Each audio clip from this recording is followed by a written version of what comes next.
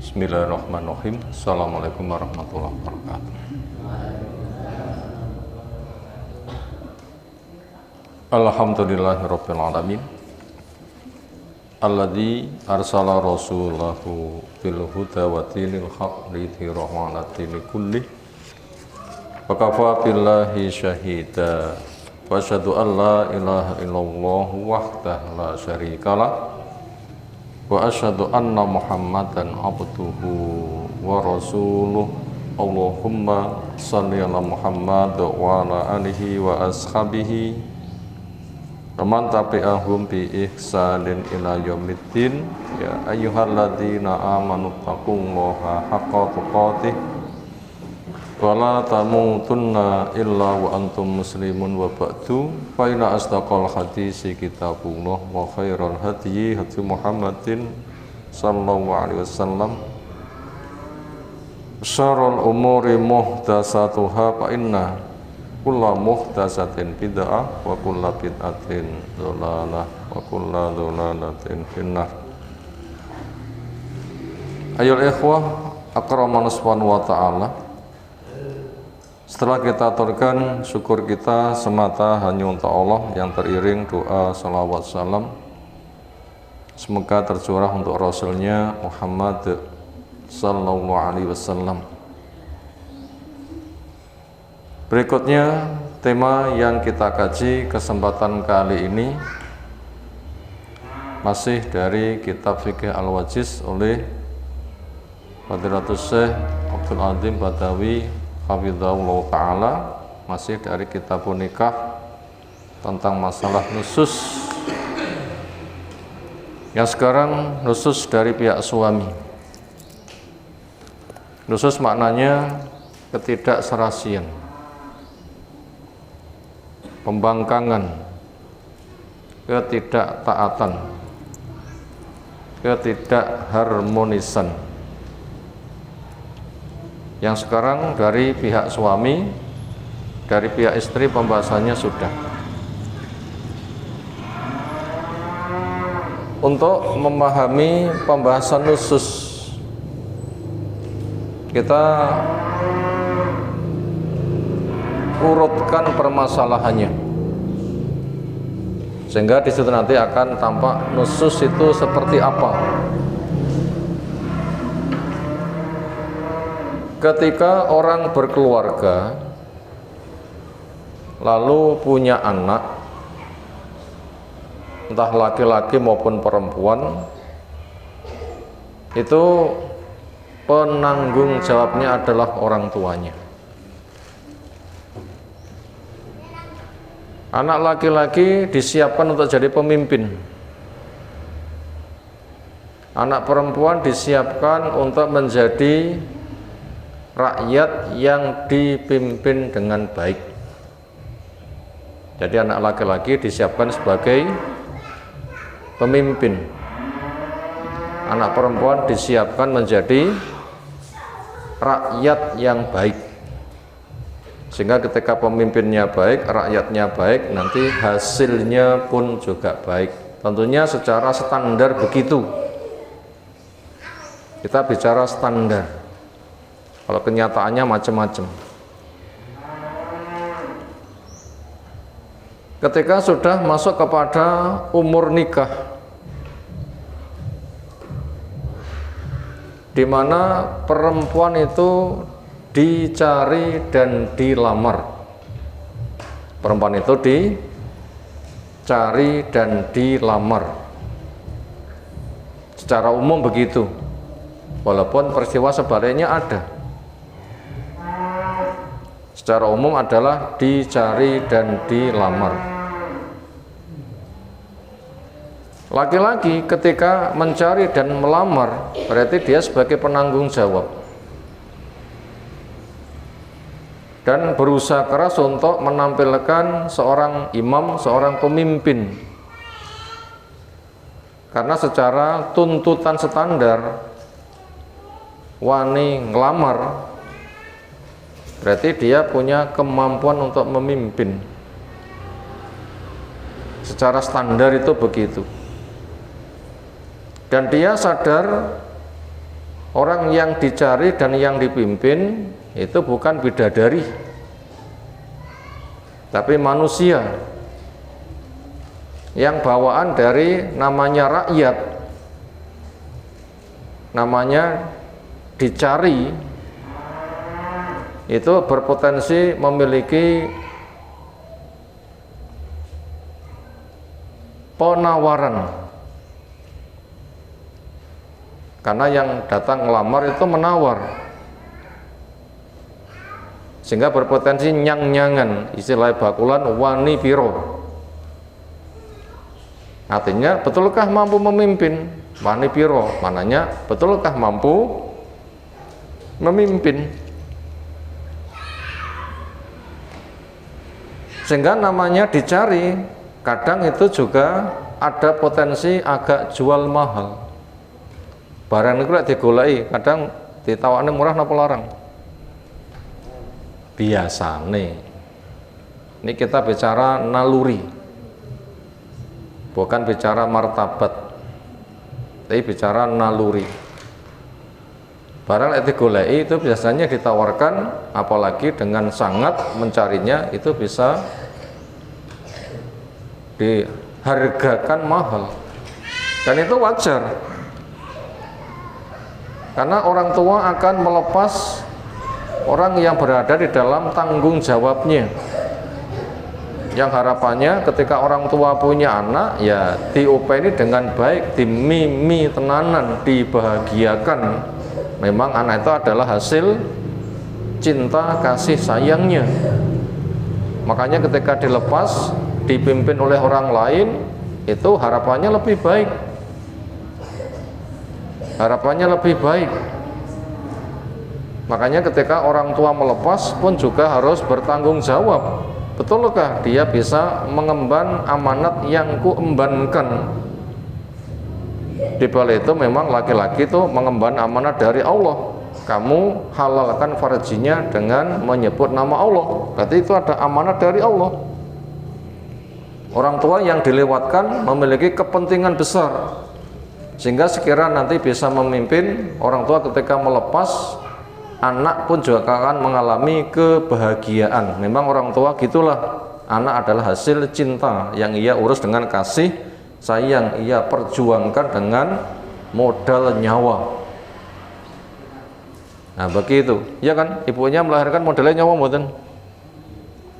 Nyawa itu taruhannya. Salah satu sisi begitu. Sisi yang lain, perempuan itu memiliki kekurangan secara kodrat. Apa kekurangannya? Kekurangan agama, kekurangan akal. Nah begitu, kekurangan agama, kekurangan akal. Maka dengan demikian laki-laki yang melawarnya itu bertanggung jawab. Saya mendapatkan amanat entah dari Allah, kemudian juga dari makhluk.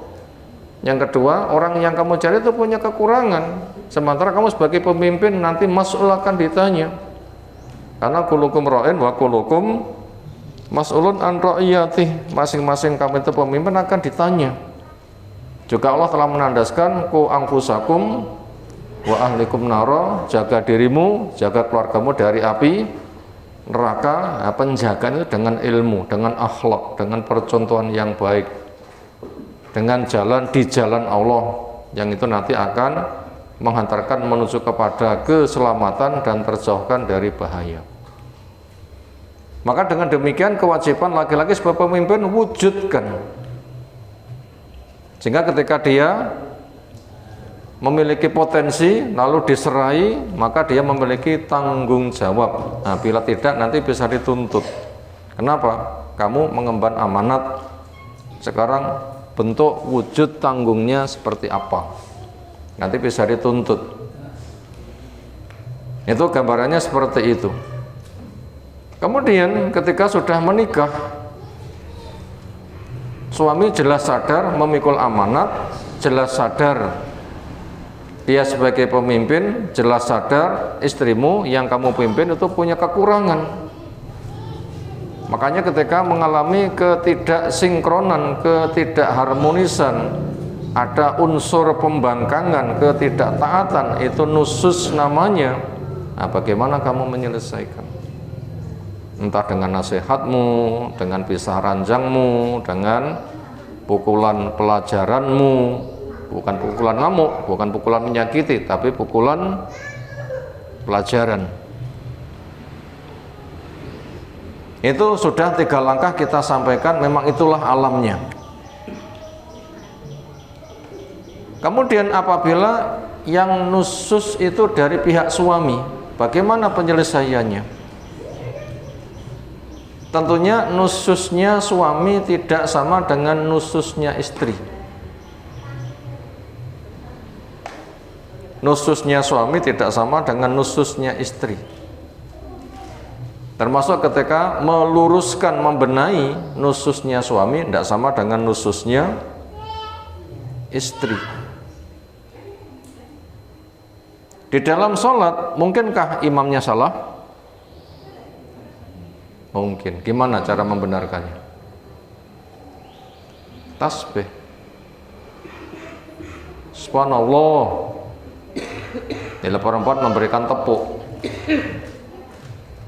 Berarti maknanya memberikan masukan.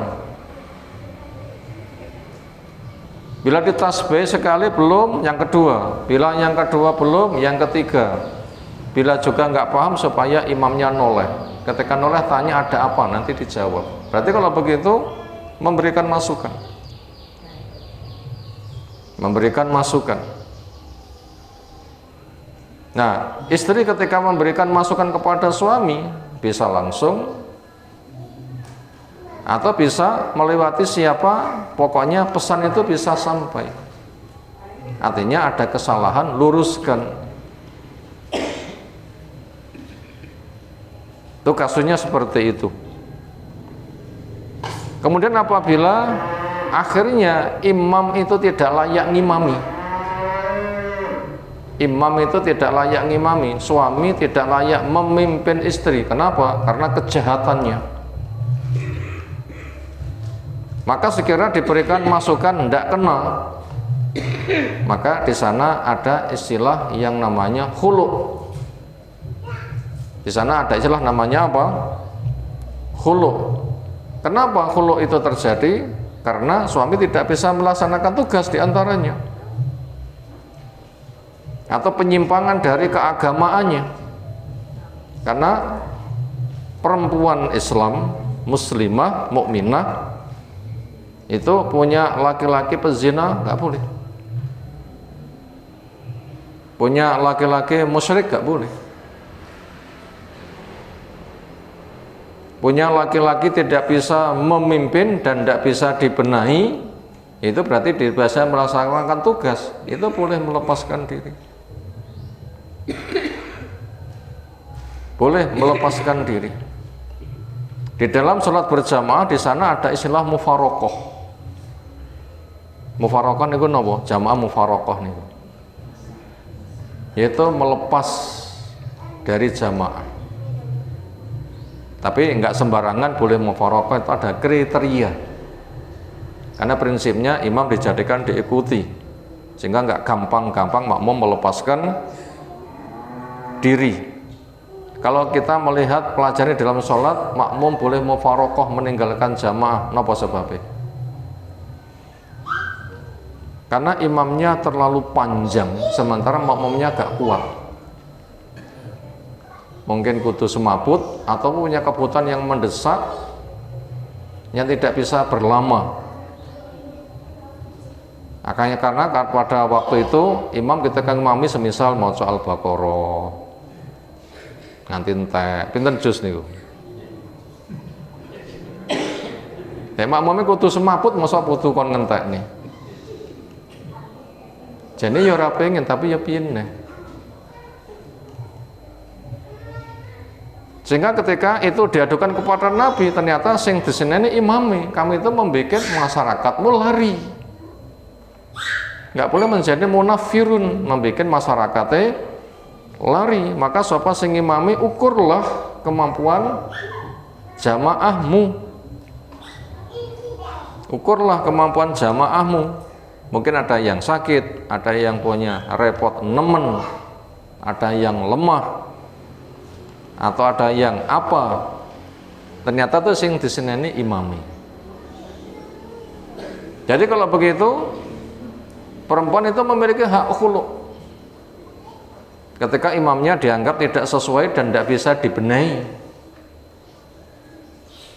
Maknanya seperti itu. Itu alur pemahamannya. Tamsil untuk memudahkan pemahaman, bukan pengkiasan. Karena peristiwa itu masing-masing itu ada penyelesaiannya dengan dalil khusus, atau mungkin kalau umum itu bisa berlaku hukum kias. Yang jelas itu ada tamsil untuk memudahkan pemahaman. Gambarannya seperti itu. Itu nanti iya apa enggak, karena nikahnya lewat pengadilan, khulu pun juga lewat pengadilan, nanti akan dipanggil semuanya, sehingga nanti akan didudukkan permasalahannya. Kalau memang itu sudah tidak layak, nanti akan dipenuhi. Di balik itu di dalam akte nikah pun juga ada sighah taklik, bentuk perjanjian yang berkait. Napa sighah taklik? Bentuk perjanjian yang berkait. Bila terjadi peristiwa begini, nanti tidak kuat lalu gugat, itu boleh. Itu namanya sighah taklik. Entah nggak diberikan nafkah, ditinggal tidak diparani mulih, atau berbagai macam yang dianggap kriminal yang telah disepakati. Karena al-muslimu ala surutihim, orang Islam itu terikat dengan syaratnya di dalam muamalahnya. Yang orang itu boleh membuat persyaratan, tapi dengan syarat tidak menghalalkan yang haram dan tidak mengharamkan yang halal. Tapi apa yang dipandang maslahat untuk kepentingan yang ditimbang, maknanya seperti itu. Itu gambarannya ke sana. Karena itu sudah tidak layak. Kemudian pada keluarga yang itu normal, istri standar, suami standar, itu ternyata potensi nusus dari suami juga ada. Sementara tanda suami yang baik itu yang paling baik kepada istrinya. Tanda suami yang baik, yang paling baik kepada istrinya. Kenapa? Karena dia yang ngelamar. Dua, mendapatkan amanat dari Allah.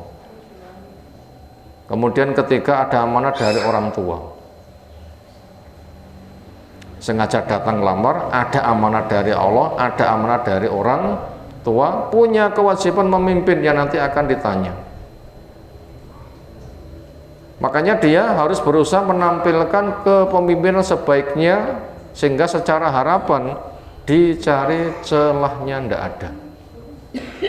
Maka Nabi untuk kasus seperti ini menjadi suami yang terbaik, sehingga dikatakan khairukum li ahli wa ana khairukum li ahli, sebaik-baik kamu yang paling baik kepada istrinya, dan saya bila dilomba dengan kamu suami yang baik, saya juga sebagai suami api-apian, saya yang paling baik. Ternyata pada kondisi suami yang seperti itu, masih adakah potensi nusus? Jawabnya masih ada. Kenapa? Hati bisa berubah, rasa bisa berubah, iman bisa naik, bisa turun. Hati bisa berubah, rasa bisa berubah, iman bisa naik, iman bisa turun. Sing jenenge manusa. Walaupun si suami itu punya keinginan kuat untuk mewujudkan suami yang terbaik. Termasuk tanda suami yang baik, lek gelem nampa apike ya gelem nampa eleke, gelem nampa enome ya gelem nampa sepuhe, gelem nampa sehate ya gelem nampa enggak sehate. Bapak wonge berjodoh enek sehat terus, enek enom terus, enek panggah hayu terus, enek panggah sehat terus, enggak ada kan. Makanya tipe suami yang baik yang menerima apa adanya, sehingga tidak ada istilah habis manis sepah dibuang. Ini kira-kira wong tua ngerekoso mboten? Kalau anak perempuannya diperankan habis manis sepah dibuang. Cek enom dimimi karek tuwake diulihne. Terus pundi kira-kira? Ya nelongso ta ya wong tuwa dengan anak ngene.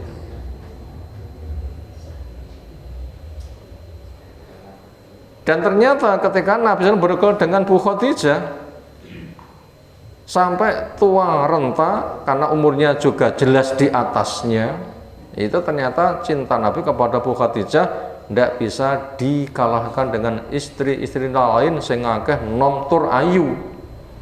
Panggah luwih gede cintanya pada siapa? Bu Khadijah. Itu walaupun sudah keriput tua renta, itu membuat sikap Nabi di depan Bu Aisyah cemburu. Sing dicemburane wong mati, aneh mboten? Kenapa sampai Bu Aisyah jek enom? Bisa dibilang luar biasa menghadapi sikap Nabi cemburu, ternyata lawannya sudah mati. Karena permasalahannya cinta Nabi pada Bu Khadijah luar biasa, sehingga tidak berlaku apa? Habis manis sepah dibuang. Seolah tidak ada orang yang bisa mengganti keberadaan Bu Khadijah, walaupun istri yang 9, nggak perlu dadi siji, nggak bisa mengalahkan. Itu termasuk tipe suami, bentuk tanggung jawabnya seperti itu. Kondisi kayak begitu, masih adakah peluang nusus dari suami? Masih. Kenapa? Hati bisa berubah, rasa bisa berubah. Apa kira-kira bentuk nususnya?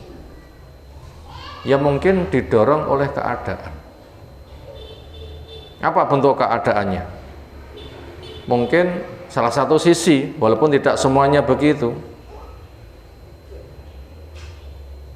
Suami lek buyuten sirai obahe teng pundi? Suami lek buyuten sirai obahe teng pundi?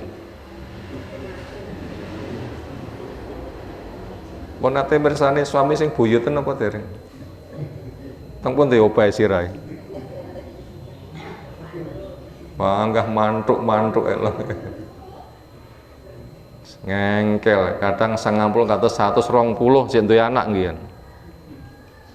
Niku obate napa lek buyuten obahe sirah napa? Mantuk panggah. Tapi lek Mbah Putri lek buyut tentang pundi obahe sirah. Lek ngiwon nengen. Napa? Mo.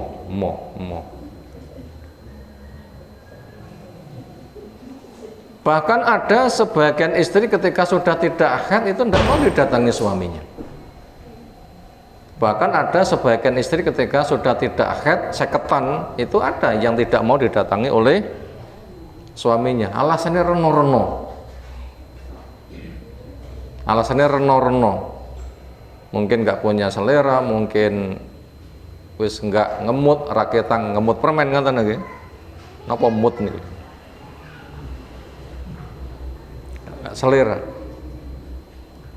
Nah sementara suami itu masih selera, itu kan bisa menyebabkan berubah.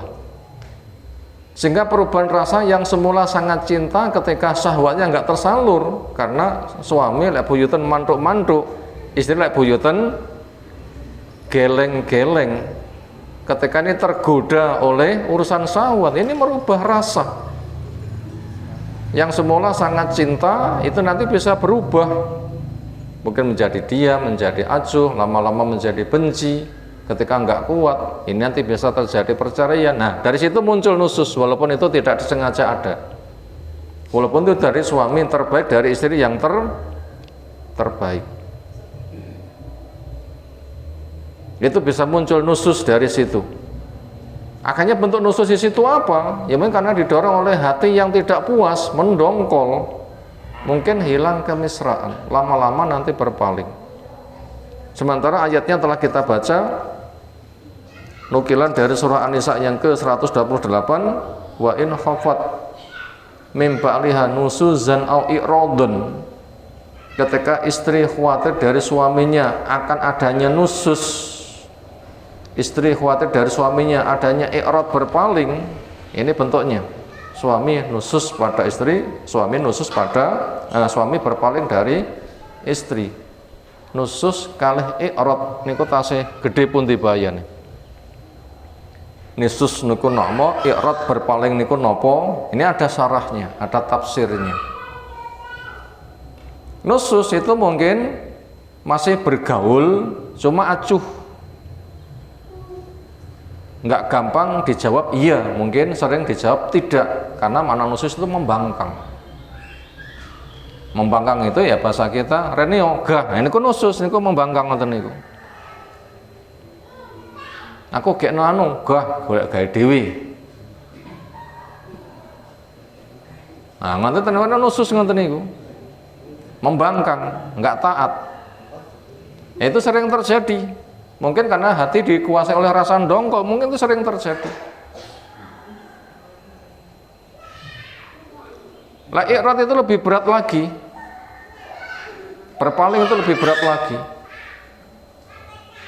Kalau kita melihat dari pemahaman di antara pembatal keislaman adalah mu'ridun berpaling, kufrul i'rad, kufur dalam bentuk berpaling, berarti wis enggak ndemok blas. Berkaitan dengan masalah agama menyebabkan murtad, hilang keislamannya. Berpaling itu bentuknya masuk Islam gah, apa nih mempelajari, apa nih mengamalkan, apa nih mendakwahkan, mlebu gah atau tak mempelajari nggih apa. Sehingga dengan demikian keberadaan istri nanti akan ditinggalkan total. Bila sudah berpaling mungkin sudah tidak dianggap, sudah lepas hubungan. Nah, itu nusus yang alami. Suami lek buyutun mantuk-mantuk, istri lek buyutun geleng-geleng, itu ketika hati sudah berubah, itu nanti juga akan merubah suasana, sehingga keberadaan suami yang terbaik itu nanti bisa hilang. Itu berpotensi terjadi. Maka gejala seperti itu penyelesaiannya gimana? Semisal istri lek buyutun apa wau geleng-geleng kepala, sementara suami mantuk-mantuk, sehingga tidak terjadi. Ini bisa menyebabkan kerusakan mental. Nah, apabila sifatnya itu apabila, tapi tidak mesti terjadi. Apabila itu terjadi, sementara istri bergaul normal, banyak halangan, ditinggal juga suami tidak menginginkan, habis manis sepah dibuang. Istri pun juga tidak mau mengalami kasus seperti itu, maka solusi yang ditawarkan itu terjadi tanazul atau terjadi langkah perdamaian. Napa tanazul niku? Melepaskan sebagian dari haknya. Melepaskan sebagian dari haknya. Sehingga apabila suami itu punya istri double, jatahnya diberikan kepada istri madunya. Sehingga untuk yang ini cukup diakui saya sebagai istri. Mungkin nafkahnya sak pantesnya berkurang gak apa-apa, jatah pribadinya diserahkan kepada satunya. Itu bentuk tanazul. Sehingga dengan begitu nanti akan terjaga suami, terjaga istri, terjaga anak, terjaga cucu. Itu cara yang paling bagus menyelesaikan nusus. Apabila kita membuka banyak tafsir, makna dari nusus kasusnya adalah sudah tuanya Saudah yang sudah tidak seimbang dengan keberadaan Nabi, khawatir nanti terjadi gangguan, ketidakpuasan urusan pribadinya, nanti akan berisiko. Karena suami sayang kepada istri, istri pun juga sayang kepada suami, maka kasusnya Bu Saudah itu adalah banyak mundur dari haknya. Yang dikatakan hariku adalah untuk Aisyah. Itu bentuknya seperti itu. Nah, sekarang kita masuk kepada pembacaan materi. Wa idza khasyiatil maratu an tusbiha majfuwatan, bila istri itu khawatir nasibnya menggantung. Artinya kekeringan sudah tidak mesra, tidak harmonis lagi. Karena pengharmonisnya sudah hilang. Apa? Kepentingan pribadi yang sudah tidak berjalan sebagaimana mestinya yang telah kita sebutkan. Wa antu adiyadil jafwatu ila tolak, dan ketidakharmonisan ini itu bila dibiarkan nanti bisa mengarah kepada cerai. Memang hati itu bisa berubah, cinta bisa berubah, sikap bisa berubah. Ketika dibiarkan nanti bisa ke sana. Wa abghadul halal illallah, dan cerai itu barang halal tapi paling dibenci. Itu bila tidak ada sebab. Bila ada sebab nanti cerai sebagai obat. Atau kepada berpaling sehingga kering total, seolah antara berkeluarga dan tidak berkeluarga itu sama saja, atau berkeluarga lebih berat. Alladzi yatrukuha kal mu'allaqah, yang dia tertinggalkan terkatung-katung sebagai istri tapi nggak ada buktinya. Kalau memang nggak punya suami tapi terikat, itu namanya terkatung-katung. La hiya zaujatun wa la hiya mutallaqatun. Kenyataannya dia kalau berstatus sebagai istri nggak ada buktinya, kalau cerai juga tidak. Maka pada kondisi seperti itu, falaisa hunaka harajun 'alaiha wala 'ala zaujiha, tidak ada dosa kepada si istri dan kepada suaminya, anta tanazzalallahu an syai'in min faraidhiha al-maliyah, bahwasanya istri melepaskan akan haknya yang bersifat kebendaan, aw faraidhiha al-hawiyah, atau melepaskan haknya yang bersifat kebutuhan biologis.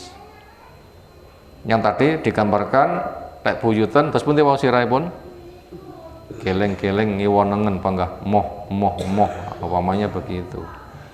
Nah suane panggah sitok moh paling nggak imbang, kan bisa merubah suasana. Contohnya tanazul itu apa? Melepaskan haknya. Ka'an tatruka lahu juz'an aw kulan min nafaqatiha al-wajibah alaih, semisal meninggalkan sebagian atau total dari nafkah yang ditanggung oleh suami.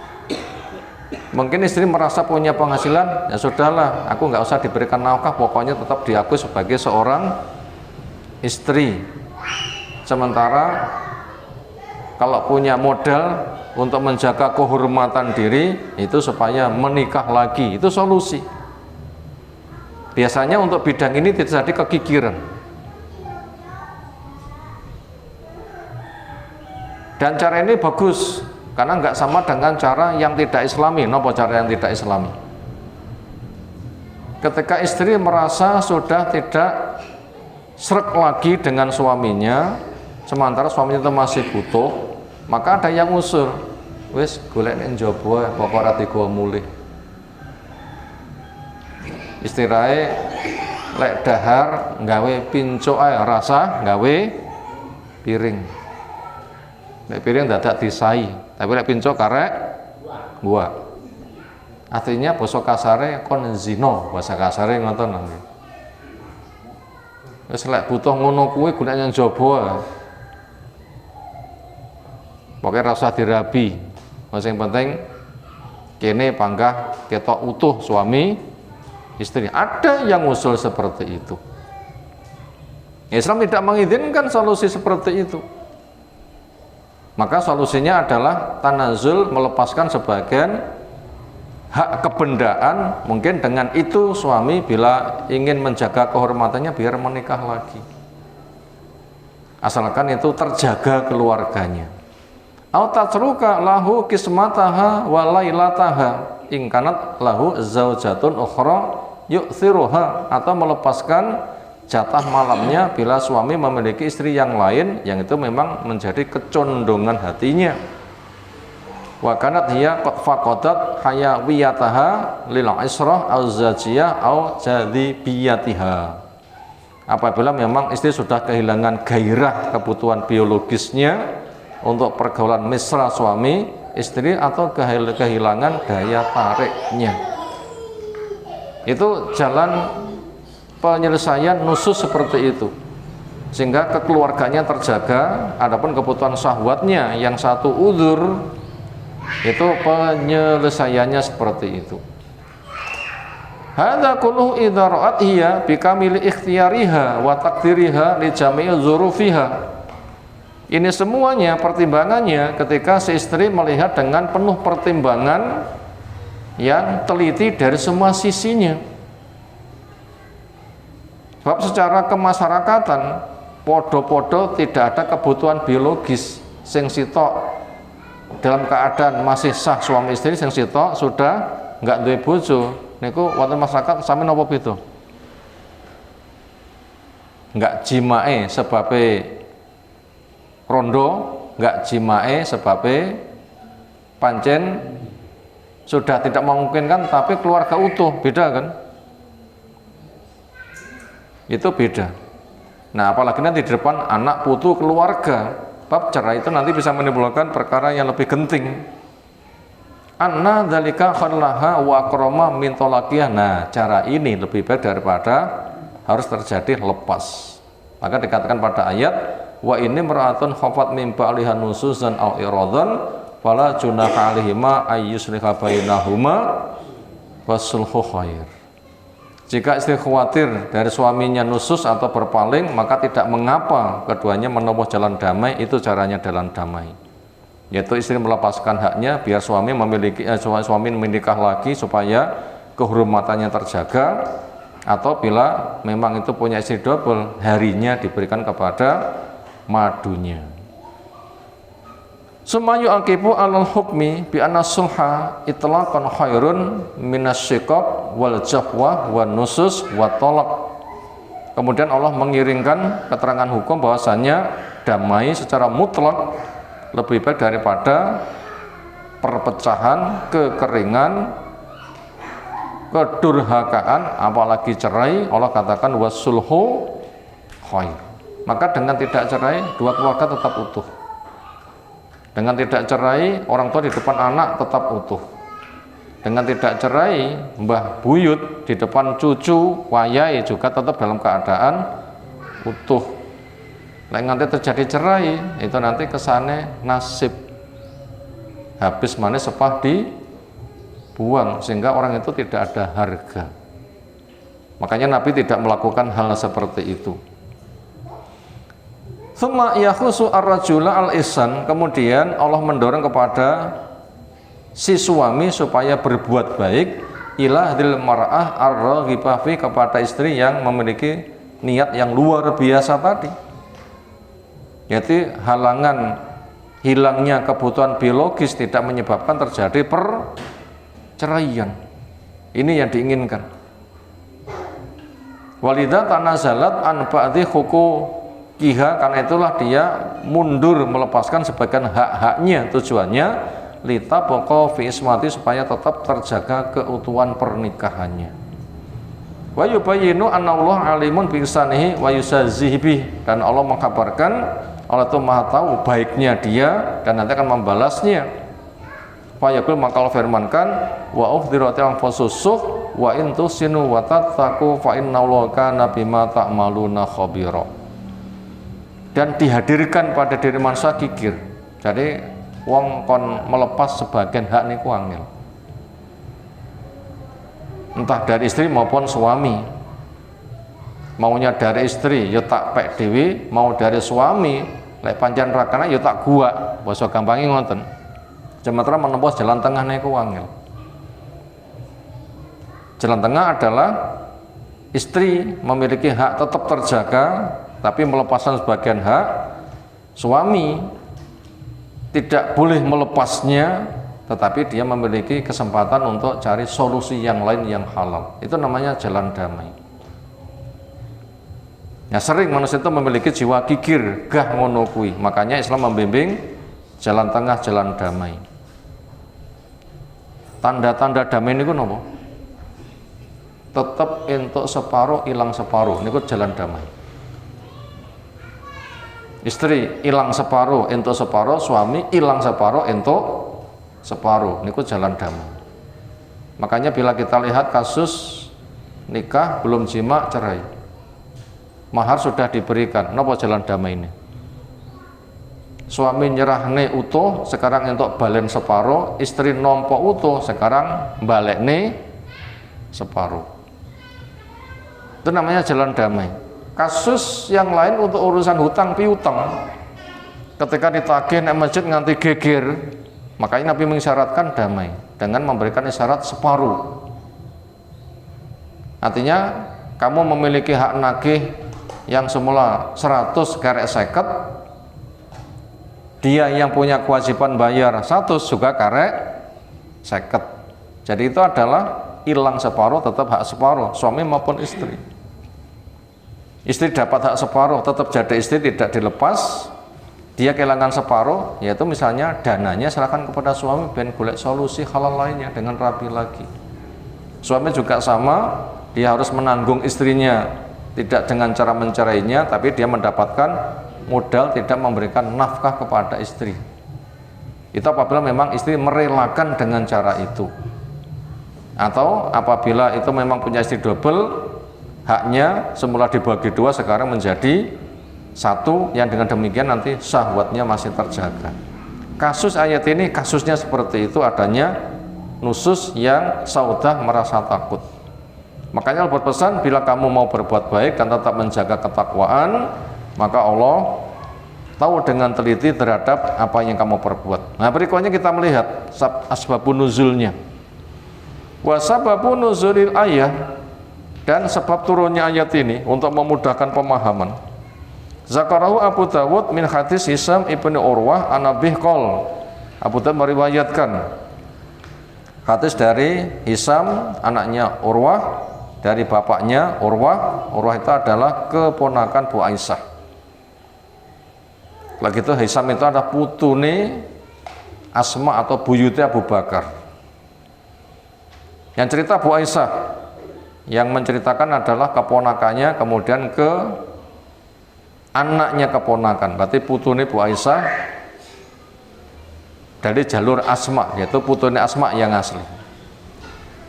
Kalau Aisyah, Bu Aisyah mengatakan, ya bena ukhti, wahai anak laki-laki saudara perempuanku, li keponakanku, anak itu dulur wedokku, yaitu Asma. Ini bibi memberikan keterangan kepada keponakannya. Karena ada Rasulullah la yufadilu ba'duna ala ba'din, tidak lebih mengutamakan sebagian kami lebih daripada yang lain. Artinya Nabi itu adil. Andaikan berbagi gitu ya adil, sehingga tidak ada yang dipilih kasih. Fil qasmi, dalam urusan giliran, fimuksi tinggal indana di sisi kami, termasuk urusan makanan, minuman, pakaian, tempat tinggal, itu tidak ada alasan Nabi itu dicacat. Kenapa? Adil. Wa kana qala yaumun illa wa huwa yatufu alaina jami'an, jarang suatu hari kecuali Nabi selalu indang-indang kepada kami.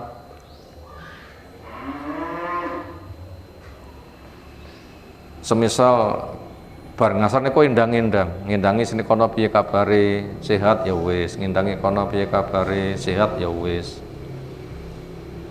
Pomo duwe sawah niku duwe sawah pirang bau nggih? Sangang bau ngoten nggih. Indang-indang sawah kono, oh apik tandurane, indang-indang sawah kono, apik tandurane. Itu bisa dibilang bendina niku indang-indang. Itu tentunya ketika di rumah. Nek safar ya ndak iso. Fayadunu min kulli mur'atin mi ghairi masih, maka di situ Nabi mendekat tapi tanpa kepentingan pribadi. Kenapa? Ya jenenge indang-indang. Delok kabare sehat ya wis. Hatta ya belugha ilal lati huwa yaumuha, sehingga sampailah kepada hari yang di situ memang jatahnya. Fayabita indana, maka Nabi bermalam. Nah, bermalam ini untuk bermalam untuk kepentingan pribadi, kepentingan suami istri. Walaqad qala Saudah bintu Zam'ah, disinilah akhirnya Saudah bintu Zam'ah mengatakan, hina asannat, ketika dia merasa tua. Lek Nabi model begitu, terus aku koyok ngene iki, ketoke kebutuhan ranjangnya tidak seimbang. Dan ketentraman jiwa itu kunci keharmonisan. Bila sudah tua, ibaratnya bahasa kita lewayah buyutan gedek-gedek, tapi sitai panggah mantuk, wah ini enggak imbang. Wa fariqat ayu fariqoha, Rasulullah saudah itu Rasulullah khawatir. Lah aku model ngene iki terus enggak diharapi Rasul, aku terus dipegat piye? Niku mikir dhewe. Jane Nabi nggih mboten ngoten lho nggih. Niku mikir dhewe. Bahkan sebagian yang lainnya kita sampaikan di atas itu memang anak sing gah belas diparani. Wis gak akad, gak gelem belas. Nanti suaminya malah ngluyur rotok nakal titik malian. Cuma ra konangan, tapi wonten ceritane. Nek kasus yang nganti ngoten iki nggih geger to nggih. Itu memang keluarga itu berpotensi. Itu walaupun keluarga terbaik itu potensi terjadi. Akhirnya bagaimana solusinya? Khotimah saudah itu tanazul, keluarga tetap terjaga. Karena bila cerai itu termasuk sesuatu yang nggak diharapkan, barang halal yang paling dibenci. Akhirnya mengatakan, ya Rasulullah, yaumil Aisyah, hariku adalah untuk Aisyah. Bila engkau sudah tidak berkenan dengan saya, mungkin tidak seimbang, jangan diberlakukan habis manis sepah dibuang, aku diulih nih nggak dadi bojone. Jangan begitu. Ini resiko ke anak-anak, keluarga tidak terhormat. Biarlah tetap sebagai hubungan suami istri walaupun tidak ada kepentingan pribadi. Maka hariku li Aisyah saya hadiahkan untuk siapa?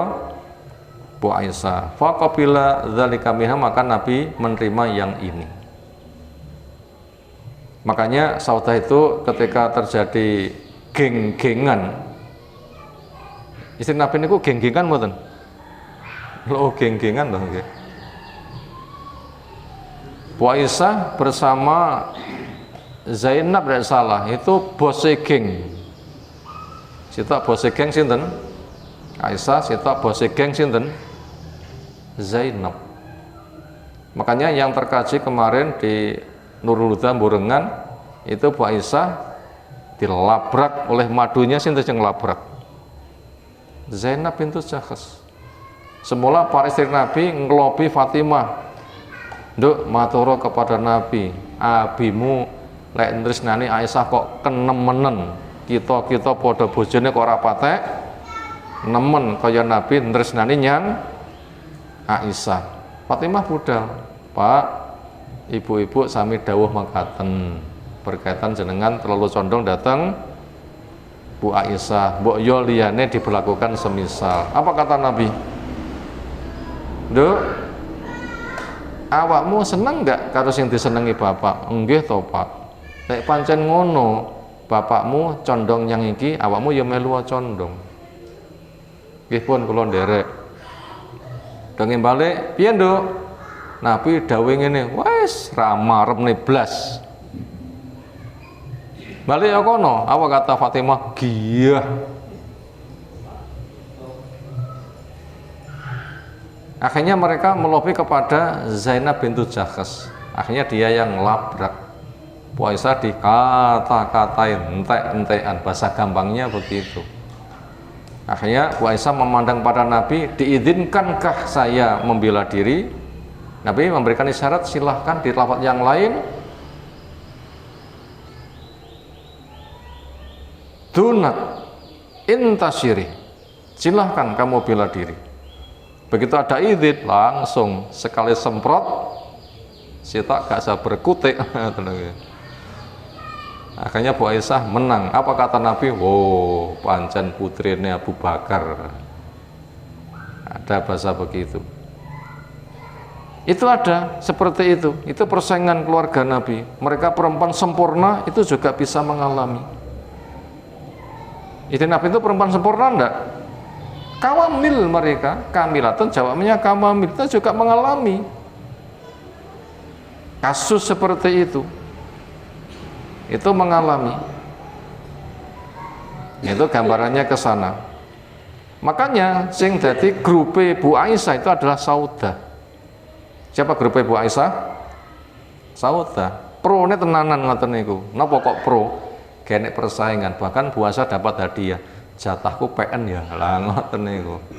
niku jan bolo tenanan. Sing liyane terjadi persaingan. Itu tadi untuk mengungkapkan ternyata ada bahasa seperti itu.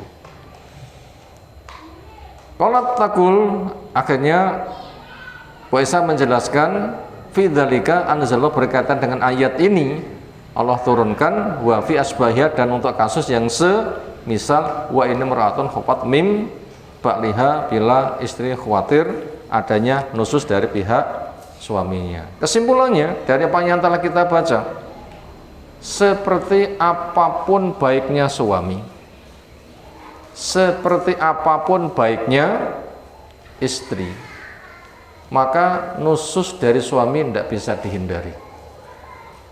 Wis to, suami diacungi jempol ping pira lho nggih? Jempol ping pinten? Sampai tenanan ngoten nggih, jempol loro nggih. Lek jempol sikil melu nggih malah mboten sopan manggil nggih. Sampai tenan ke pancen jempole 2, sikile mboten melu. Ini sudah puncak bagus, jempol 2. Seperti apapun bagusnya suami, seperti apapun bagusnya istri, Nabi contohnya suami terbaik, Saudah contohnya istri terbaik. Kenapa? Istri dijamin istri dunia, istri akhirat. Itu potensi nusus itu terjadi. Ini pelajaran pertama. Makanya bila keluarga itu mengalami kasus, itu bukan perkara sing aneh, bukan perkara sing aneh. Nah begitu. Kemudian pelajaran nomor 2, kalau profil keluarga terbaik saja ada nusus, bila keluarga rata-rata kaum muslimin ada nusus, itu wajar terjadi. Apa? Ini yang kedua, kesimpulannya yang kedua. Kalau keluarga Nabi saja, keluarga terbaik itu ada potensi nusus, makanya keluarga yang lain itu malah lebih berpotensi nususnya. Makanya apabila kita melihat keluarga B mengalami, keluarga C mengalami, keluarga Ustadz A, Ustadz B mengalami, kita nggak usah rumongso kaget, nggak usah rumongso nopo kaget. Kadang masyarakat itu kaget, masuk Mbah Yai pegatan. Kadang itu terasa ganjil, itu tidak usah ganjil. Kenapa? Itu biasa terjadi. Kenapa? Ya memang begitulah namanya kasus keluarga. Nek ngendi-ngendi sing jenenge gula kuwi legi, uyah kuwi asin. Keluarga nusus itu biasa. Kenapa? Memang ujian hidup itu ada yang suka, ada yang duka. Bagaimana dapat pahala ketika suka, dapat pahala ketika sedang duka. Lalu yang ketiga, supaya bekerja keras mencari solusi, diupayakan itu belum dalam bentuk cerai. Sekira cerai itu bisa dihindari, makanya supaya itu dihindari. Gimana caranya? Ya suami sing tanazul atau istri sing tanazul atau kedua-duanya tanazul, yaitu jalan damai. Tetap mempertahankan separuh, melepas separuh. Itu yang ketiga, bagaimana itu bisa diselesaikan. Kemudian yang keempat, apabila jalan damai tetap tidak bisa, maka jalan cerai pun juga boleh. Karena pun juga mengisyaratkan mungkin damai, mungkin cerai. Apa isyarat dari Allah? Imsakun bi ma'rufin atau tasrifun bi ihsan. Imsakun bi ma'rufin atau tasrifun bi ihsan. Ketika ditahan, bertahan yang baik, ketika lepas yang baik. Lalu bagaimana apabila sudah masuk kepada akhirnya lepas, supaya dua keluarga itu tidak ada permusuhan? Makanya itu nanti akan masuk kepada tahapan yang keempat, yaitu kaifal amru idza shtadda al khilaf baina zaujain. Bagaimana solusinya ketika suami istri persengketaannya semakin sangat? Itu akan masuk pada pembahasan berikutnya. Jadi itu tadi ada 4 kesimpulan. Nanti ke depan kita nanti memperinci langkah yang keempat, yaitu apabila dipertahankan sulit. Akhirnya menempuh sistem apa? Cerai. Nah, sebelum cerai itu langkahnya apa? Langkahnya apa? Sehingga nanti damai yang baik, lepas segala yang baik, lepas yang baik. Karena Allah telah mengisyaratkan tadi, imsakun bi ma'ruf atau tasrihun bi ihsan. Ditahan, diutuhkan dengan baik, atau ketika lepas juga lepas yang baik. Gimana gambaran global langkah menuju kepada perceraian? Dipertemukan dua wakil suami, dua wakil dari suami maupun wakil dari istri. Suami cari wakil keluarganya siapa yang terbijak, istri mencari wakil dari keluarganya yang terbijak, lalu keduanya itu ngumpul, mengupayakan, bukan sebatas kerai wong loro, tapi juga pitunge wong tuwa. Riyen arek kala nglamar niku nglamar dhewe, rabi dhewe napa nggih nglibane wong tuwek? Nggak nglibane wong tuwek. Makanya ketika lepas juga sama. Nek naleni nglibane wong tuwek, ketika nglepas juga nglibane wong tuwek. Sehingga ketika mereka mencari jalan tempuh lepas itu adalah memang apike memang ngono. Sehingga masing-masing itu plong, sehingga tidak ada yang disalahkan, nggak ada yang dibenarkan. Kalau nggak begitu, nanti keluarga istri membela istrinya, keluarga suami juga membela si suami. Sing kono ngepik kono, sing kene juga ngepik kene. Niku disiarkan di masyarakat. Ini beresiko. Sehingga diupayakan dengan keduanya itu ketemu, itu nanti bisa menjelaskan, kami telah upayakan untuk damai tapi tidak bisa apike cerai, sehingga tidak ada suara keluar itu yang beresiko. Bahwa kalau enggak itu nanti ya begitu, keluarga istri akan ngepik kubunya, keluarga suami juga ngepik kubunya, sehingga nanti terjadi berita yang simpang siur, bahkan ada kebohongan. Apakah orang berkeluarga itu memang untuk menciptakan dosa-dosa seperti itu? Nah, itu permasalahannya. Itu diantara bila terjadi sengketa menyangat dua keluarga itu kumpul. Nanti bila sudah tidak bisa diakurkan, ketika cerai itu ada adabnya. Kapan waktu cerai, apa kewajiban suami di dalam cerai satu, dan seterusnya. Itu gambarannya seperti itu. Itu belum bisa langsung melangkah kepada perceraian, tapi seringnya manusia banyak yang tergesa-gesa. Nah, bagaimana perincian langkah yang keempat dari yang kita simpulkan kali ini, insya Allah akan menjadi tema pembahasan berikutnya dengan judul Kaifa al-amru idza istada al-khilaf baina zawjain. Bagaimana solusinya ketika masalah keduanya itu semakin menyangat.